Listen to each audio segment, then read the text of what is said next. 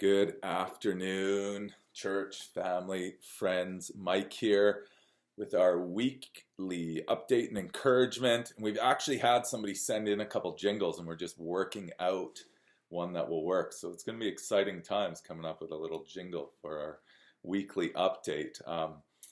This is our seventh week, as it is, of our new reality, the situation we find ourselves in, and this is a challenge, this distancing, being apart, it's getting old and it's getting old in a hurry, and it is affecting us, many of us, our moods and our outlooks on life, and just we're having some challenges with it. And first off, I just want to say, we are praying for you every day, for our church, for our family, for all of you. And I know many in the church are praying, joining together, that this virus would end. But we're also praying for the body, as many of us are struggling to go through this and dealing with hard things. And so we're praying for each other.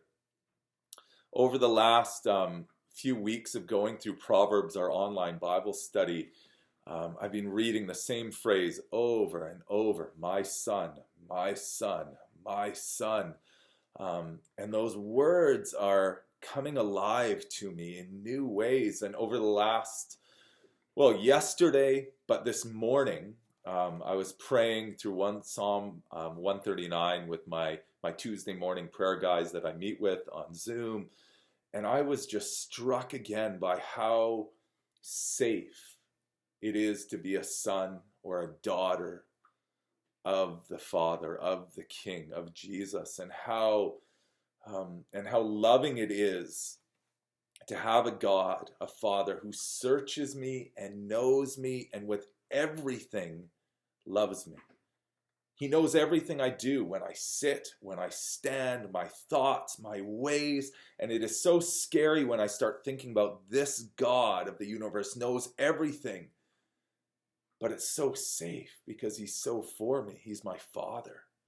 And with all these challenges that we're going through and the things we're wrestling with, I go, it's so safe to be able to share with him, to pour it out, because he's my Father. And I love what it was saying in verse 9. It says, if I rise on the wings of the dawn, if I settle on the far side of the sea. And many of us might feel on the far side of the sea right now. And then in verse 10 it says, even there your hand will guide me. Your right hand will hold me fast. And right now in this separation, in this time of being apart, I do. And I know many of you feel like we are on the far side of the sea. Our community, our families are a part in this phrase, my son, just hit me again in the midst of this. And it speaks to my purpose in life, having been found in the Father, even in hard times and the places we're in. And my son shows me the way to life, even in hard, challenging situations. My son, when I start hearing this from the Father, it reassures me that we will get through this. My son, my daughter.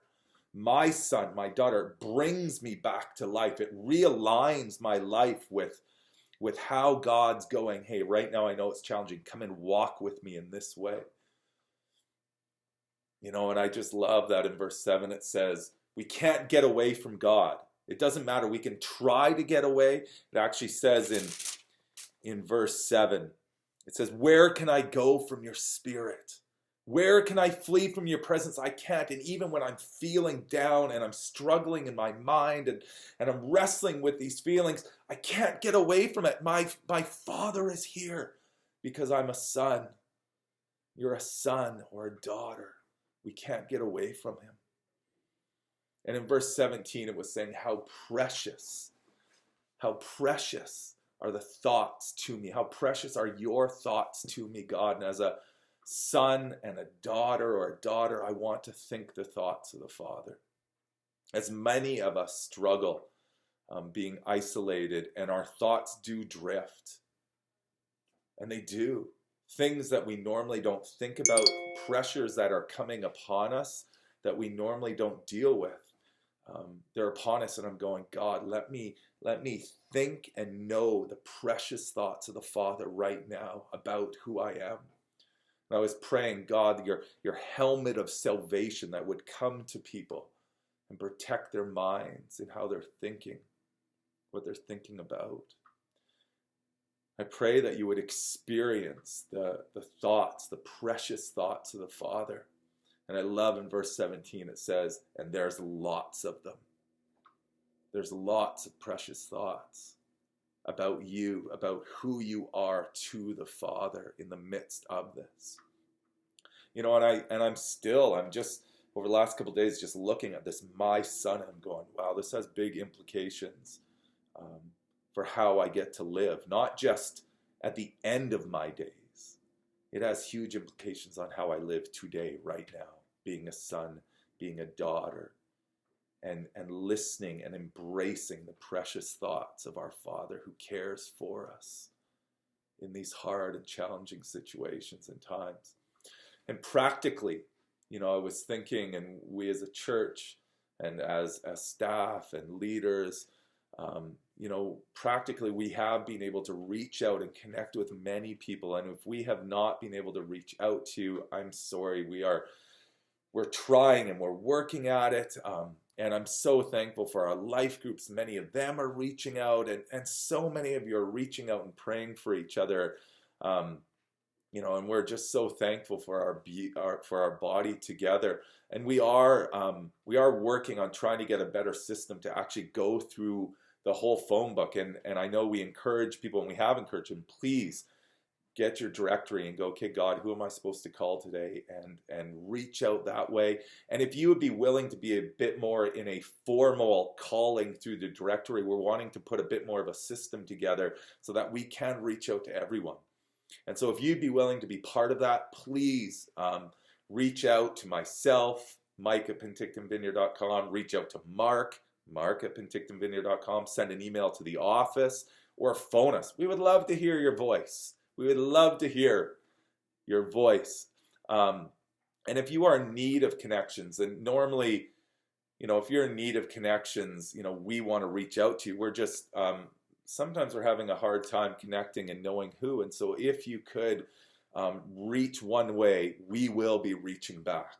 We will be reaching back and want to walk with you in this season. And so please reach out, you know, whether you're calling the office. I had somebody phone last week and just needed a conversation. It was life-giving for both of us. I was like, yes. So thank you to so many who have reached out into our community. And if you are in need, we want to walk with you. And I pray that you would hear those words from our Father, my son, my daughter, and the implications of that would come down and sit in your heart and your soul. And even though it's uncomfortable and it's challenging times and the situation is not ideal, God is still with us. We might feel like we're on the far side of the sea. He goes, but my right hand is still with you. And we are going to get through this together. And so I've just, you know, we've been praying a number of verses over our church and our community together. And I pray that God would, as it says in Philippians, guard your heart and your mind in Christ Jesus, in Christ Jesus. And so I want to encourage you with that God is with us, even though we're feeling far apart, and just this revelation and of my son, my daughter, and the implication it has for us, and our desire to continue to connect together right now, even though we're apart physically. So the Lord bless you, the Lord keep you, the Lord make his face to shine upon you, the Lord give you peace. So thanks so much, community. I miss you. I love you. I can't wait for us to again be able to come together, and that will be soon. It will be soon. For those of you who want to connect again and see my face with my wife this evening, we have our online Bible study. We're going through Proverbs 6. It's going to be a good time together. Well, community, bless you.